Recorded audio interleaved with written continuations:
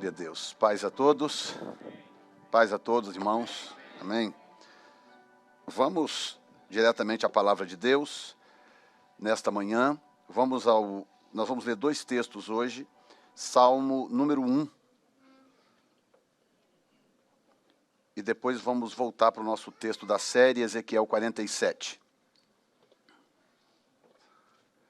O pessoal fica mandando mensagem: pastor, abençoa a gente, pastor, a gente está conectado aqui também. Então nós abençoamos vocês. Vira a mão para aquele lado, para aquela câmera lá, ó. Vira a mão para lá. Todo mundo, diga: nós abençoamos cada um de vocês, em nome de Jesus. Sejam tocados pela boa mão do Senhor e cheios da sua presença. Amém. Pronto. Glória a Deus. Tem muita gente que acompanha a gente aí fielmente. Inclusive, o nosso canal, o canal da igreja, atingiu 1000 inscritos semana passada.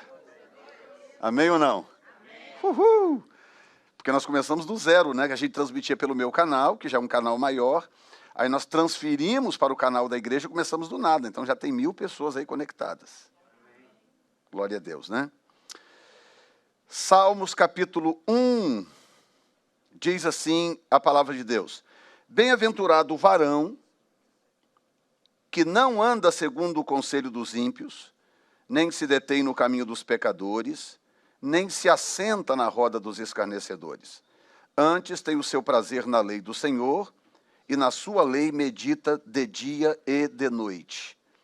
Pois será como árvore plantada junto a ribeiros de águas, a qual dá o seu fruto na estação própria, e cujas folhas não caem, e tudo quanto fizer prosperará. Não são assim os ímpios, mas são como a moinha que o vento espalha. Pelo que os ímpios não subsistirão no juízo, nem os pecadores na congregação dos justos, porque o Senhor conhece o caminho dos justos, mas o caminho dos ímpios perecerá. Repita comigo o versículo 3, diga assim: pois será como árvore plantada junto a ribeiros de águas. Muito bem, então vamos para o nosso texto da série, Ezequiel 47.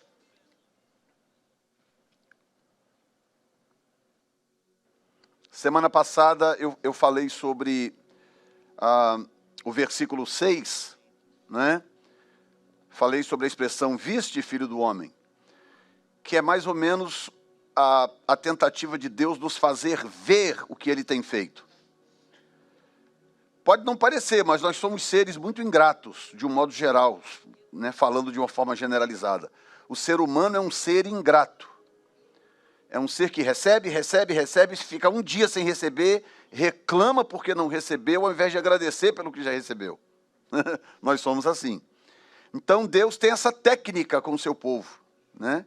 Lembra-te que fui eu que vos tirei da terra do Egito, da terra da servidão. Lembra-te disso, lembra daquilo. E esse viste, filho do homem, é uma forma de dizer: você está vendo o que eu estou fazendo, você viu o que eu fiz até agora, você está computando o que eu tenho feito.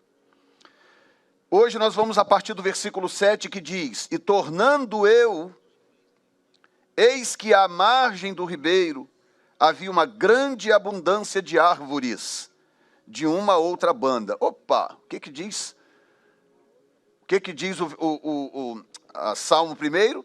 Pois será como árvore plantada junto a ribeiros de águas. Diz que tornando eu, eis que à margem do ribeiro havia uma grande abundância de árvores, de uma outra banda. Então me disse: estas águas saem para a região oriental e descem a campina, e entram no mar, e sendo levadas ao mar, sararão as águas. E será que toda criatura vivente que vier por onde quer que entrarem esses dois ribeiros viverá? E haverá muitíssimo peixe, porque lá chegarão as águas e sararão. E viverá tudo por onde quer que entrar esse ribeiro. Verso 10. Será também que os pescadores estarão juntos dele, do ribeiro, né? Desde Engede até Englaim haverá lugar para estender as redes. O seu peixe, segundo a sua espécie, será como o peixe do mar grande, em multidão excessiva. Você pode dizer amém, Jesus? Muito bem. Não sei se você lembra do que Jesus disse aos seus discípulos em Mateus 4,19. Eu vou ler para você. Jesus virou para aqueles que seriam os seus discípulos, alguns deles, e disse: vinde após mim, e eu vos farei pescadores de homens. Vinde após mim, e eu vos farei pescadores de homens. O que significa que tanto árvores como peixes na Bíblia simbolizam pessoas. A diferença é que peixes simbolizam pessoas a se converter. E árvores simbolizam justos.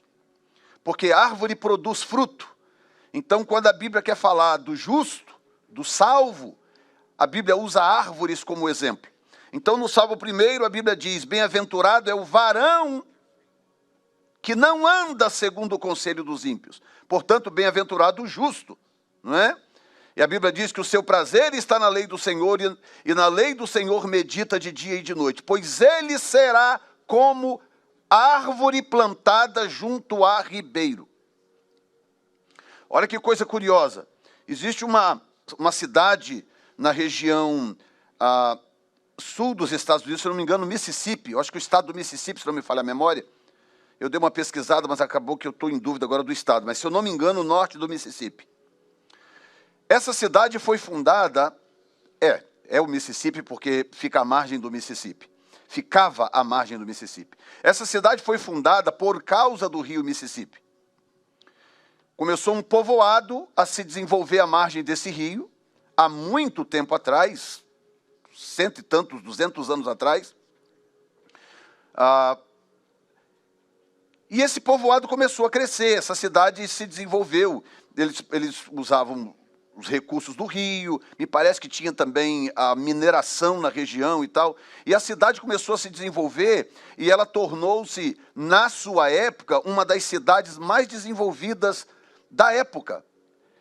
Ela chegou a perder por 2 ou 3 votos a oportunidade de ser capital do estado do Mississippi, de tão boa que era a cidade. O que acontece? Com o passar do tempo, por causa de erosão, e você sabe que o curso de um rio, ele vai sendo alterado ao longo do tempo, às vezes por consequências naturais, às vezes por interferência humana. E aí, gradativamente, o curso do rio Mississippi começou a mudar, e foi se distanciando da cidade. A erosão foi causando uma mudança no leito do rio, e o rio foi se distanciando da cidade. Chegou um ponto que o rio já estava passando fora da cidade, distante da cidade algumas milhas, com o passar do tempo. Nós estamos falando coisa num processo aí de 100 e poucos anos, 200 anos. Escute bem o que eu vou dizer. Hoje, essa cidade é uma cidade fantasma. É uma cidade onde praticamente não tem mais ninguém, muita coisa abandonada. Ainda tem lá uns aventureiros, aqueles que sempre persistem, que insistem, mas a cidade tornou-se, com o passar do tempo, uma cidade fantasma. Então veja bem, uma cidade promissora, uma cidade abençoada, uma cidade que abrigava muita gente, muitas famílias com muitos sonhos. De repente, essa cidade se dissolveu e tornou-se em nada, só porque o rio resolveu mudar o seu curso. Portanto, hoje eu quero falar com você sobre a importância de acompanhar o curso do rio. A importância de acompanhar o curso do rio. Quando Jesus diz que virou para os seus discípulos, dizendo: olha, eu vou fazer de vocês pescadores de homens. Embora haja um lugar lá em Israel chamado de Mar da Galileia, essa é um apelido que eles davam para um lago. É um lago imenso que tem lá, chamado Lago de Genezaré, e ele é muito grande, muito farto de peixes, muita tilápia, inclusive. Tem 2 tipos de tilápias, ou um tipo de tilápia parece que só dá lá. Então é um lago. Então eles estavam muito acostumados a pescar em água doce, rios e lagos. Então, quando Jesus vira para os discípulos e dizia assim: ei, vinde após mim e eu farei de vocês pescadores de homens, basicamente, ou implicitamente, Jesus estava dizendo para eles o seguinte: eu vou ensinar vocês a seguir o curso do rio. Imagine que se eu fosse pescador profissional, eu estivesse morando nessa cidade que eu acabei de descrever no Mississippi. Eu estaria morando lá ainda, sendo que o rio mudou de lugar? Não, eu mudaria junto com o rio. Porque se eu sou pescador e essa é a minha função, é para isso que eu vivo, eu preciso aprender a seguir o curso do rio. Portanto, eu quero que você entenda hoje o que esse texto está dizendo, e eu vou tentar falar um pouco mais devagar, apesar de que a mensagem é curta, porque eu preciso que você entenda algo. Jesus virou para os seus discípulos e disse assim: aquele que crê em mim, como diz as Escrituras, do seu interior fluirão rios de água viva. Preste atenção. Se eu voltar um pouco o texto aqui, que eu já preguei várias vezes desse texto, você vai ver que o texto chega a dizer claramente que esse rio do qual estamos falando, ele flui do templo. Diz assim que o rio, essas águas, fluem do templo. Mas nessa visão de Ezequiel, que trata-se de eu já expliquei para vocês, trata-se de águas vivas que brotarão do seio da terra e que fluirão em Israel, e como tudo tem a tendência de descer para o lugar mais baixo, quando essa água fluir, ela vai descer para o Mar Morto, que é a região mais baixa da terra. O Mar Morto está abaixo do nível do mar. É a região mais baixa da terra. Então essa água vai descer para o Mar Morto. O que acontece quando essa água viva descer para a região do Mar Morto, que é uma região morta? Por isso que chama Mar Morto. Lá não dá nem bactéria. Quando ela descer para essa região, ela vai equilibrar a salinidade do Mar Morto e vai trazer o Mar Morto de volta à vida. Vai restaurar o mar. Por que isso é importante? Tem uma importância para Israel, mas tem um simbolismo para nós. E o simbolismo é: Deus tem o poder de restaurar qualquer coisa que já morreu. Deus tem o poder de restaurar sonhos, projetos, idealismos. Deus tem o poder de restaurar vidas, pessoas. Deus tem o poder de restaurar o seu coração, de ressuscitar o seu espírito, porque Ele é Deus, Ele é o dono da vida. Você pode dizer amém, Jesus? Amém. Muito bem, então eu quero chamar você a atenção para duas coisas. Primeiro é o versículo 8, depois eu volto no 7. O 8 diz que essas águas saem para a região oriental e descem a Campina e entram no mar. Esse mar é o Mar Morto. E, sendo levadas ao mar, sararão as águas. Então, diga comigo, oriental, que é o Oriente. O texto está dizendo, escute bem, o Espírito Santo falou uma coisa comigo muito interessante quando eu estava lendo esse texto. Essas águas fluem ou correm, elas saem para a região oriental. Então, vamos supor que aqui está o templo, que Ezequiel está vendo. Ele vê ao sul do altar fluindo essas águas, e elas fluem e elas têm uma direção. Direção.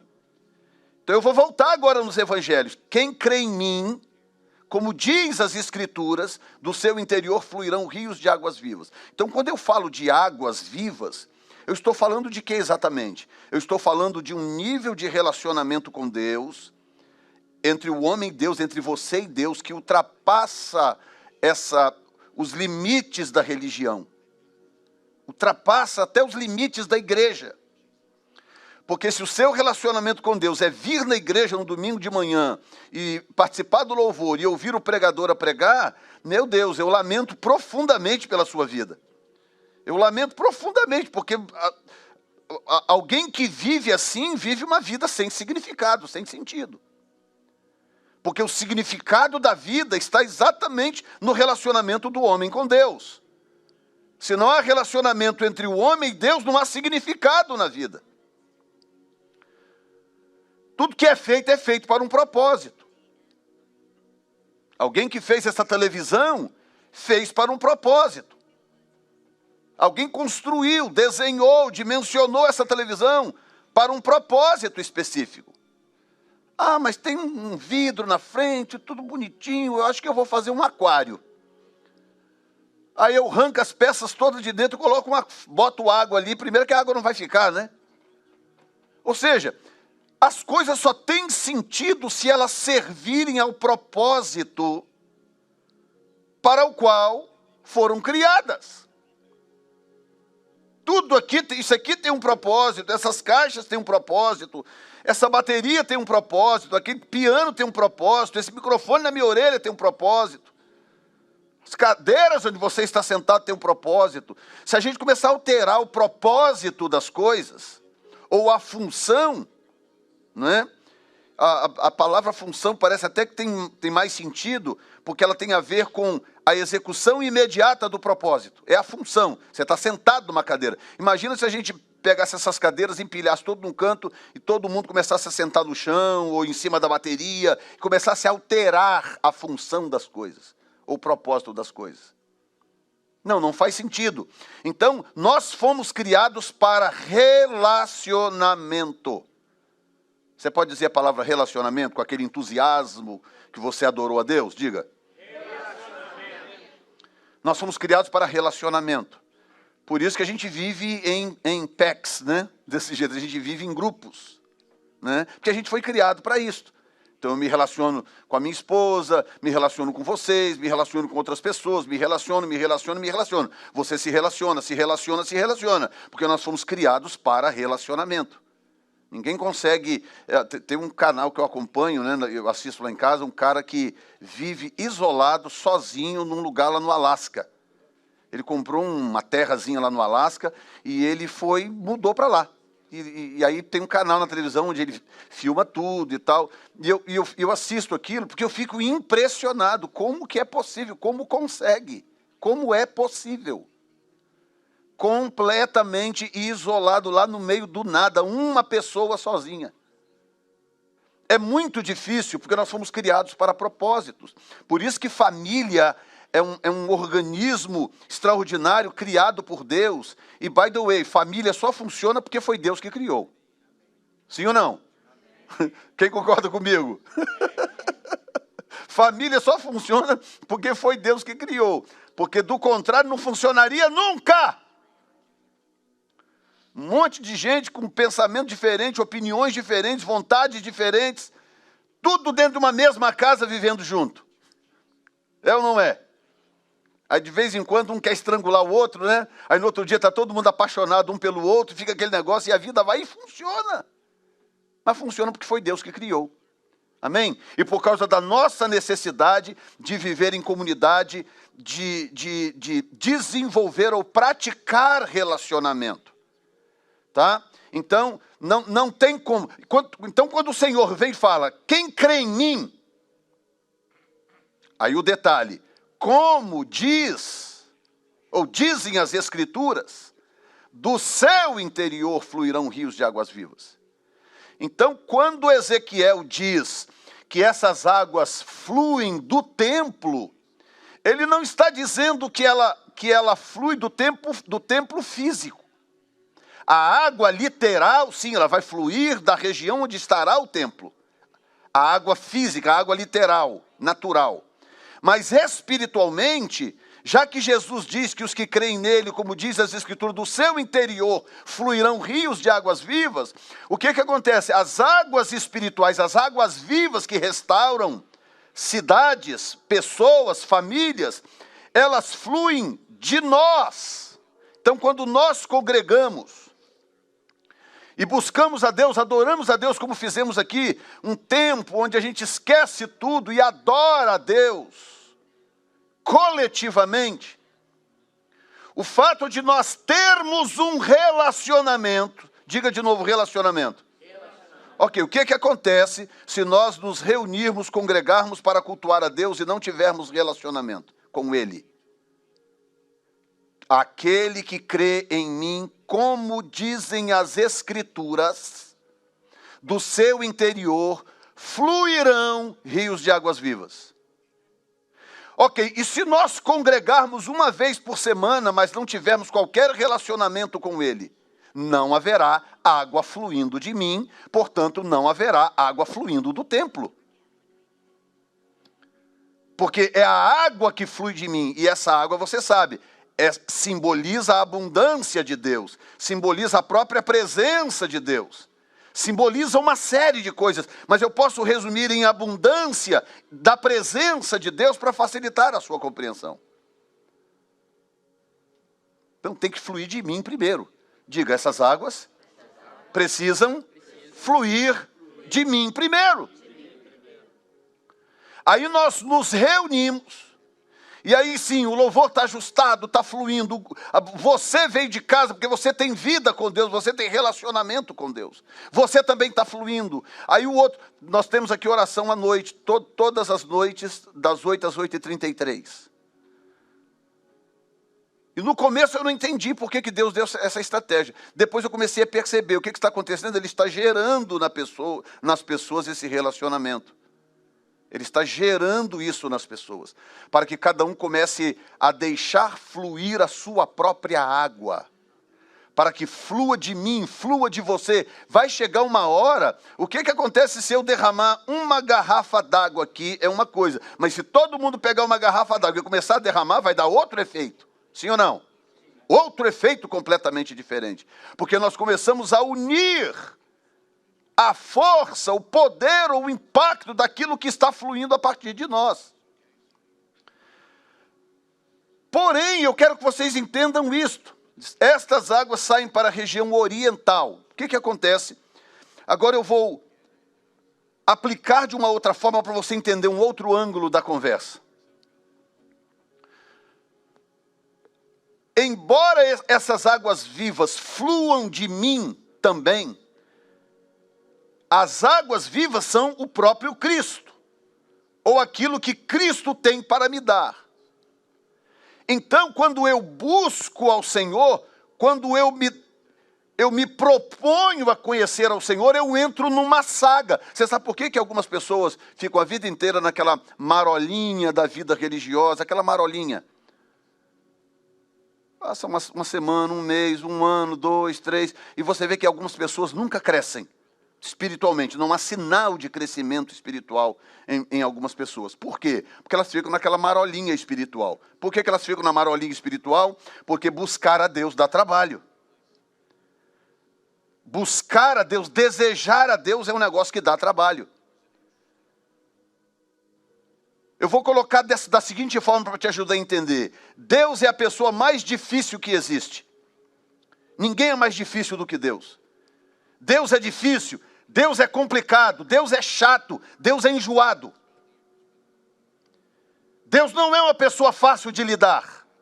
Deus é cheio de vontades, cheio de coisinhas. Ele é cheio de picuinha. Cheio de coisas, Deus.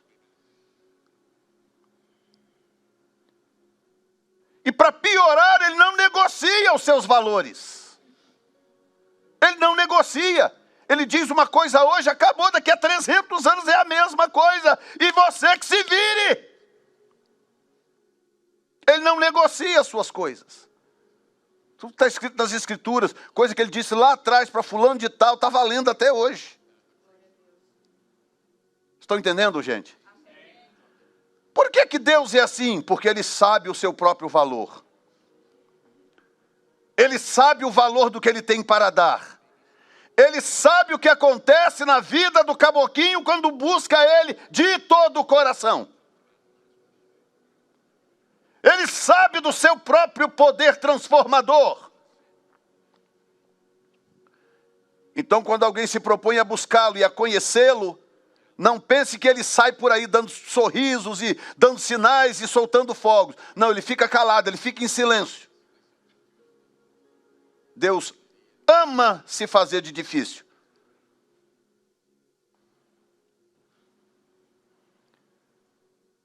Estou te assustando hoje? Pastor do céu, para que eu vim no culto hoje?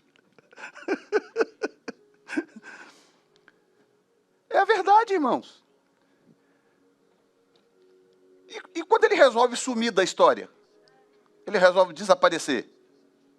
Por isso que Isaías disse, né, 55:6, buscai ao Senhor enquanto você consegue achar. Busque a Ele enquanto se pode achar.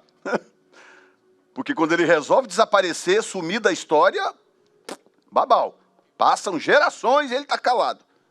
No período interbíblico foram 400 anos. Né? Aí tem a geração humana, que é de 70 anos. Tem a geração espiritual, que são 40 anos. Só aí são 10 gerações. 400 anos. Calado! Aí a igreja deu uma desviada ali, final do século II, final do século II, início do terceiro século. Deus falou, calou a boca, só foi abrir a boca de novo em 1500 e pouco. Por que eu estou te falando isso?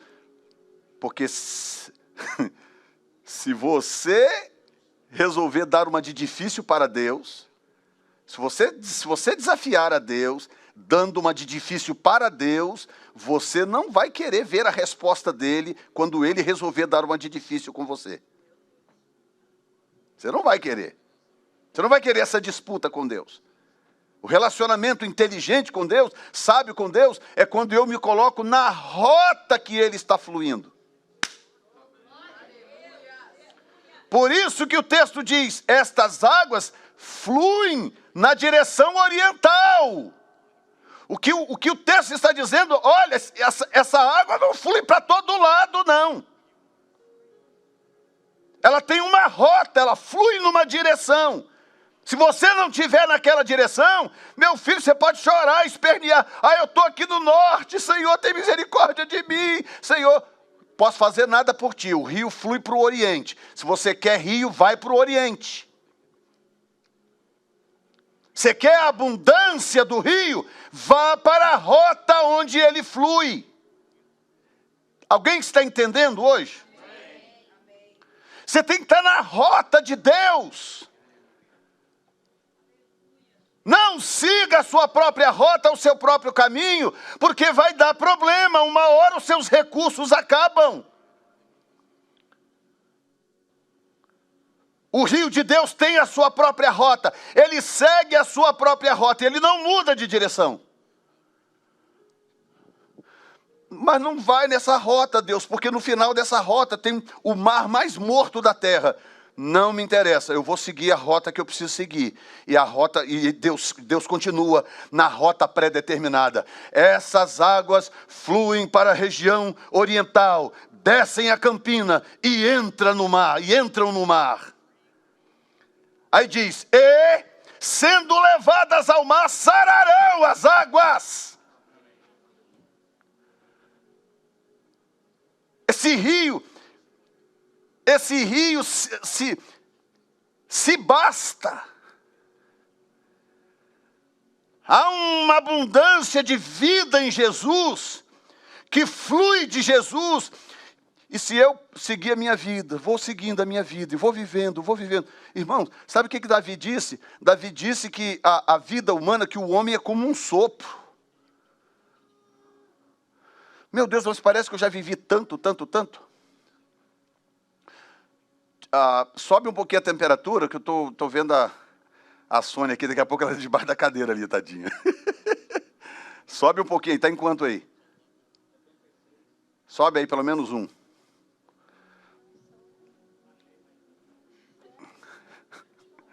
Viu? O Léo falou, baixei foi mais.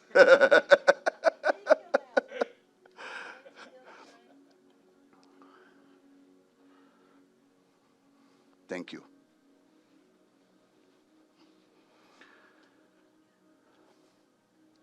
Estas águas saem para a região oriental, descem a campina, entram no mar e são levadas ao mar e sararão as águas. No verso 9, bom, deixa eu voltar no 7, que eu preciso dizer algo que está no 7. Diz assim, tornando eu, eis que à margem do ribeiro, havia uma grande abundância de árvores. Árvores são pessoas, tá? Árvores são pessoas. Pessoas justas, pessoas prontas, pessoas que conhecem a Deus.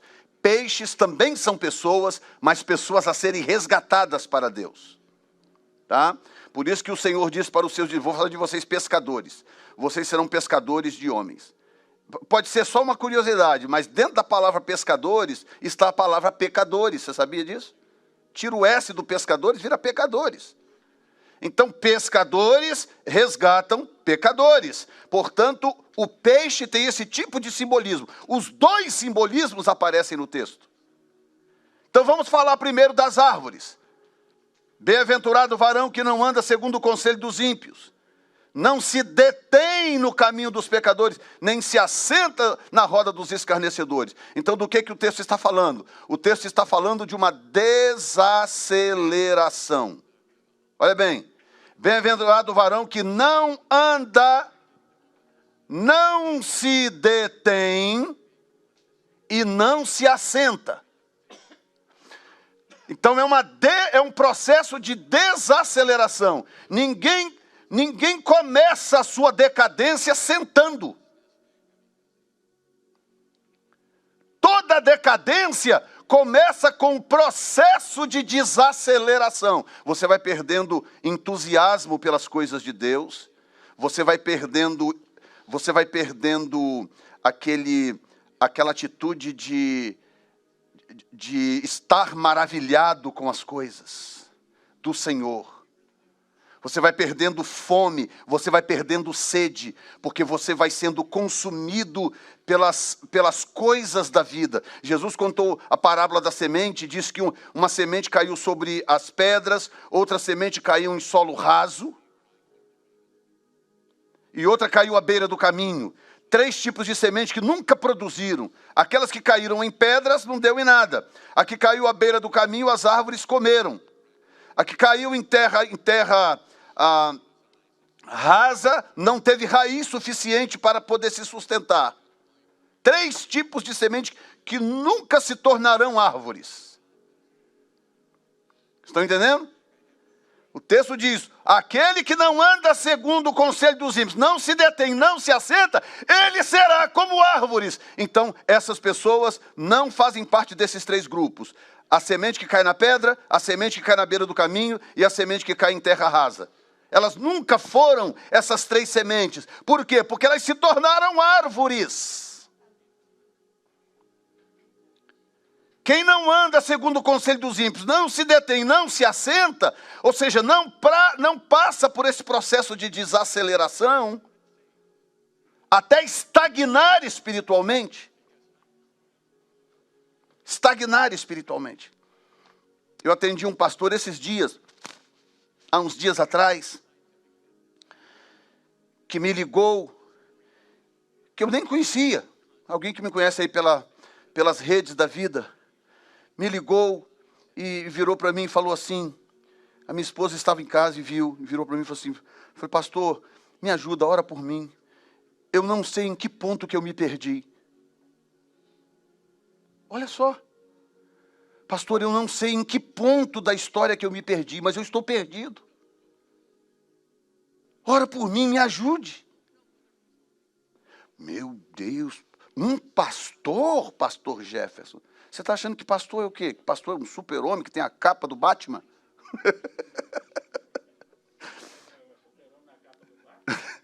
Não, que é o super-homem ou que tem a capa do Batman? Pode até ter a máscara do Batman, como o Léo ali, né? O Léo está parecendo meio Batman, meio Zorro, né?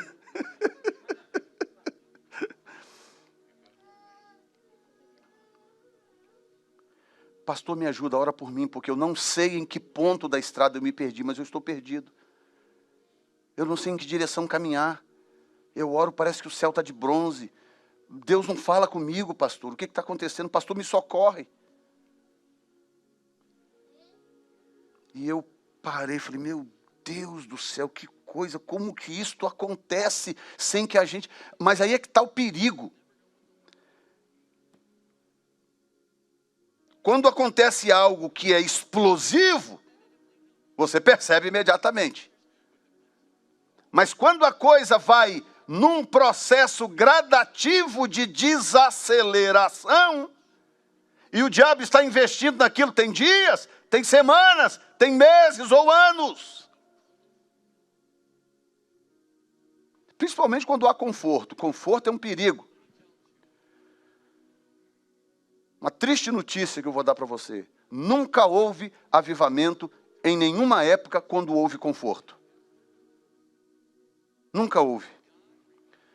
Todo o avivamento da história, todos, incluindo o de Atos 2, aconteceu em meio a um grande desconforto. A igreja precisa entrar em desconforto para voltar a invocar o Senhor e voltar a depender de Deus. Vocês estão entendendo? Pastor Jefferson, fala uma coisa dessa, pelo amor de Deus. Então busque a Deus enquanto o conforto está aí. Porque se nós não buscarmos a Deus enquanto está tudo bem, vai vir o momento em que eu vou ter que buscá-lo para ver se eu consigo restaurar as coisas. Porque só o fluir do rio de Deus é que é capaz de restaurar todas as coisas. Digam amém. Porque o texto diz que quando essas águas chegam ao mar, elas saram o mar. O mar é símbolo de povos. Então, quando ele diz que à margem desse rio havia uma abundância de árvores, eu estou falando de pessoas. Quem são as pessoas que vão usufruir do fluir do rio de Deus, da abundância de Deus? E quando eu digo abundância, você entende que eu estou falando abundância em todas as áreas, né? Provisão de Deus em todas as áreas. Abundância de Deus em todas as áreas. Quem são as pessoas que vão usufruir dessa abundância? Quem são essas árvores que estarão plantadas ao longo desse ribeiro? O salmista responde: aquele que não anda segundo o conselho dos ímpios, não se detém no caminho dos pecadores, nem se assenta na roda dos escarnecedores. E diz assim: antes, tem o seu prazer na lei do Senhor, e na sua lei medita de vez em quando tem tempo.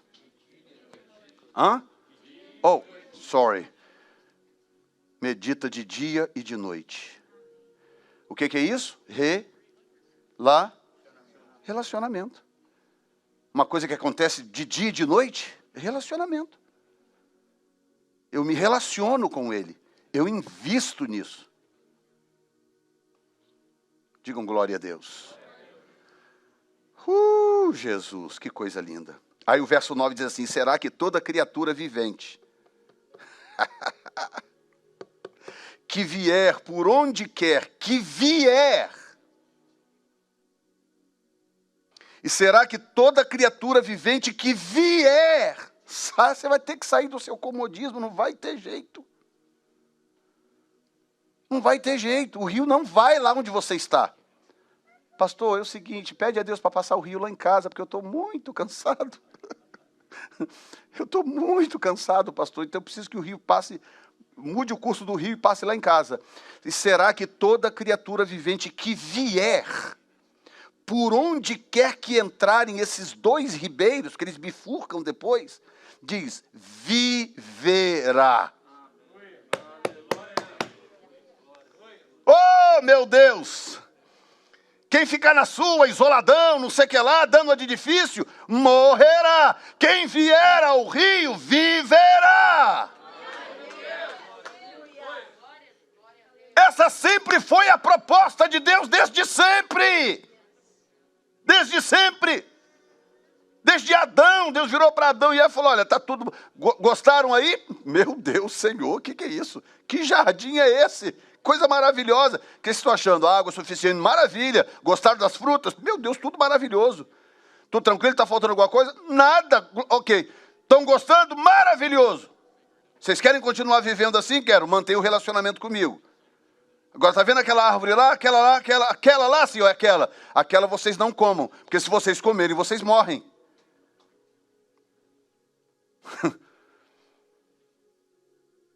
Deus estava testando. Aí fica, que fruta é essa? É não sei o quê, é a maçã, não sei o quê. Eu li um artigo, vocês acreditem se quiserem. Eu li um artigo há pouco tempo atrás, onde o indivíduo desenvolve uma tese para tentar provar que o fruto do Éden era o kiwi.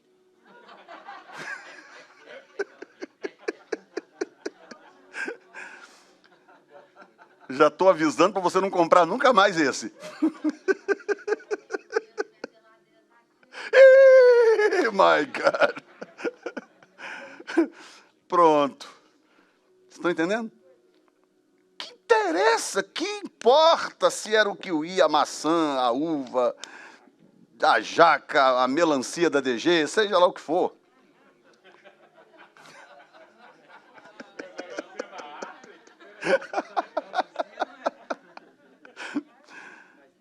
Que me importa, porque não é essa a jogada. A jogada aqui não é que fruta era essa, meu Deus.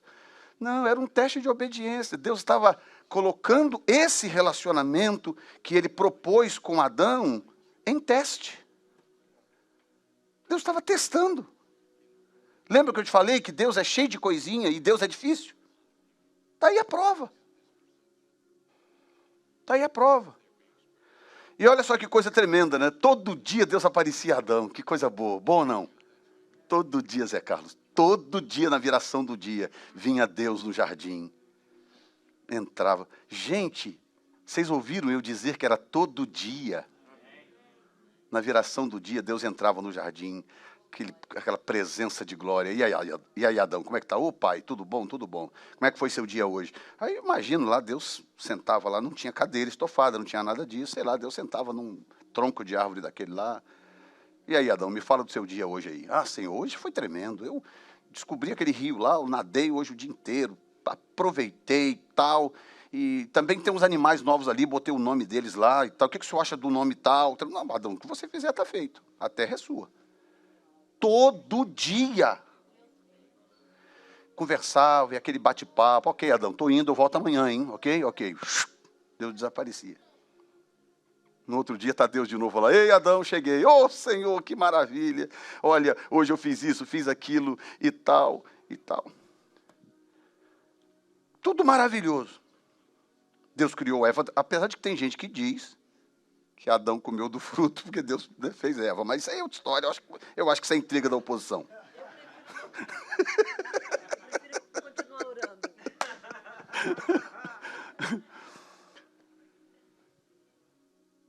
Todo dia. Diga, todo dia.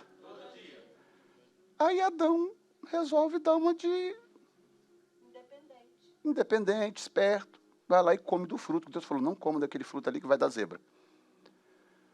Ele vai lá e come do bendito do fruto. Deus aparece de novo do jardim.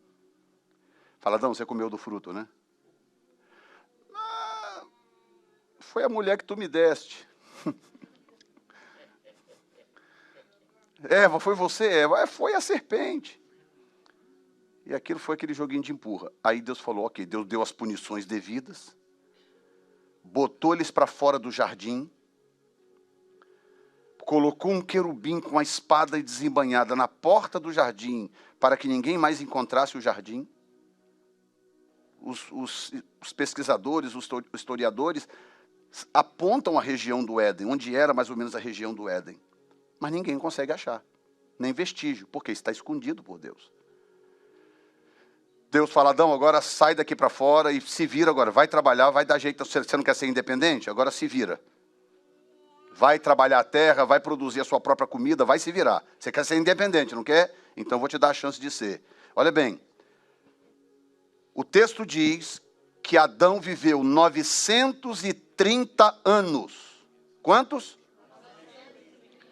E nunca mais Deus o visitou. E Deus o visitava todos os dias da viração do dia. Todo dia, Luciana. E agora, 930 anos depois, Adão está no seu leito de morte e ele nunca mais viu a Deus. Não é que Deus o abandonou, Deus cuidou dele aquele tempo todo. Porque, inclusive, até tem uma mensagem que eu prego, que quando a Bíblia diz que a terra se corrompeu, foi depois da morte de Adão. Por alguma razão, enquanto Adão esteve vivo, a terra não se corrompeu por completo. Creio eu que no seu arrependimento, na sua vida de arrependimento para sempre, Adão, de alguma forma, manteve a coisa sob controle. Quando ele morreu, o texto diz, e o gênero humano se corrompeu. Após a sua morte. Aí vem a história de Noé, que você conhece. Deus tem que destruir tudo com dilúvio. Mas enquanto Adão estava vivo, não houve corrupção generalizada do gênero humano. Mas o fato é, nunca mais ele viu a Deus. Nunca mais ele viu a Deus. Tem alguém sendo alimentado nesta manhã? E será que toda criatura vivente que vier, por onde quer que entrarem esses dois ribeiros, viverá? Coloque-se de pé.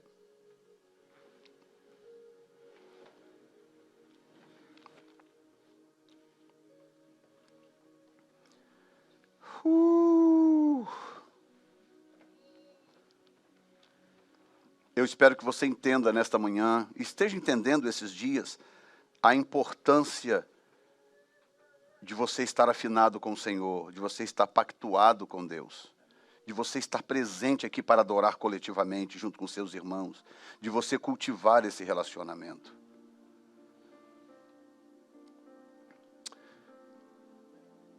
Nós estamos tão gratos a Deus por tanta coisa que Deus tem feito no nosso meio.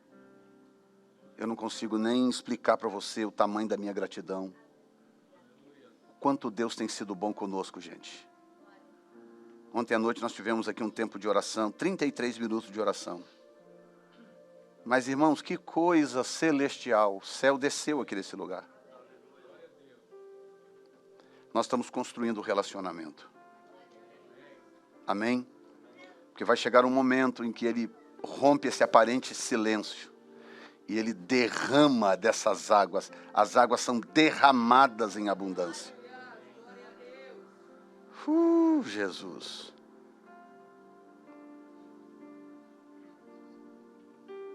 Senhor, eu quero te agradecer nesta manhã. Nós estamos no curso desse rio. Nós estamos no curso desse rio.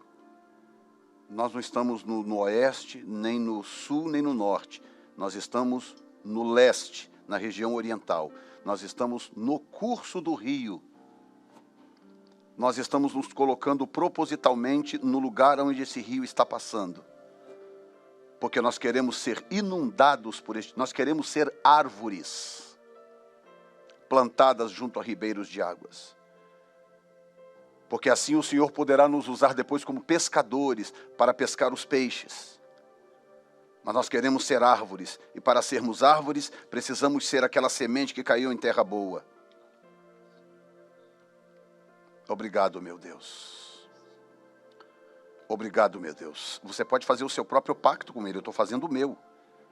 Você pode fazer o seu próprio pacto com Ele aí agora.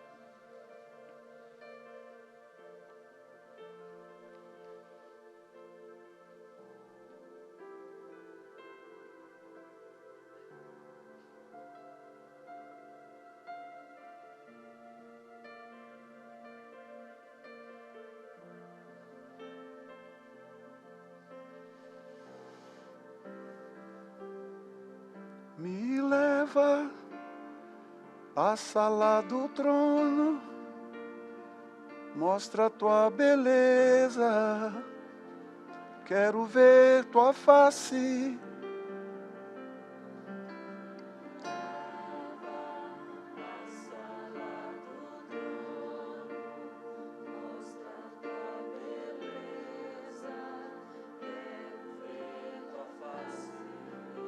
Me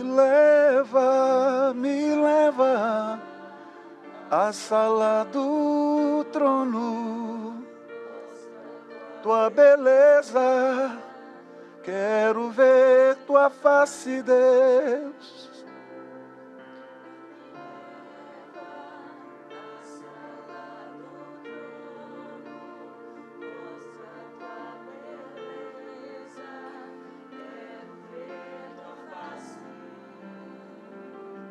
Diga lindo, lindo, lindo, lindo és, glória, glória eu te dou.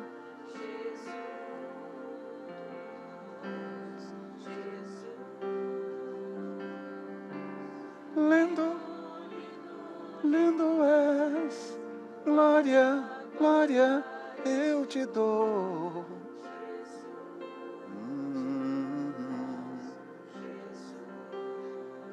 Me leva à sala.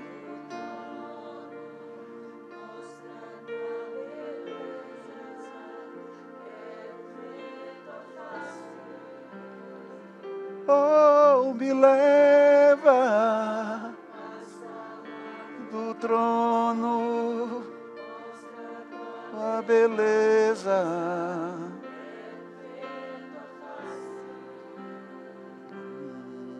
O que é que os anjos veem, que nos fazem se prostrar? É a beleza da glória dele. E os fazem cantar santo. O que é que os anjos veem e os fazem se prostrar? O que é que os anjos veem e os fazem cantar santo? Santo, santo, Deus poderoso.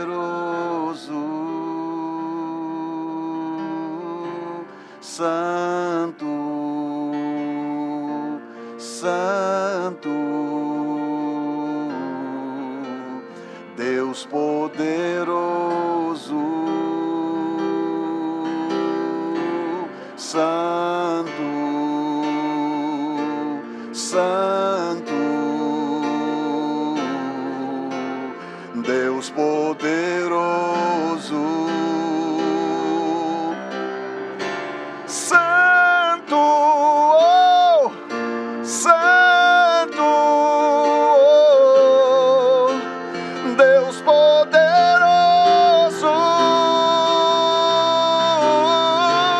Santo,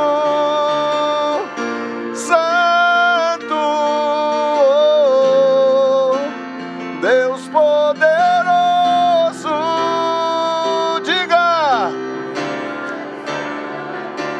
Diga santo.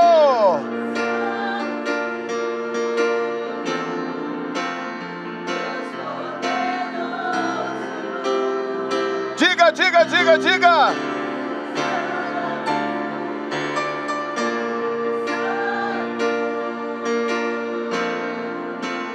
Deus poderoso, santo, santo, Deus poderoso, santo, santo, Deus poderoso, santo,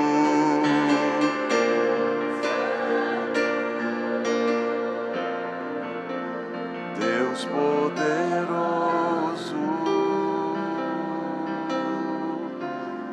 Aleluia, Jesus. Santíssimo tu és. Santíssimo tu és. Está vendo esta água que está fluindo de você? Essa água se torna o rio. É essa água que se torna o rio que flui do templo e que alcança a cidade e transforma a vida de famílias e pessoas. Uramachanturi katarabassuri antarabas.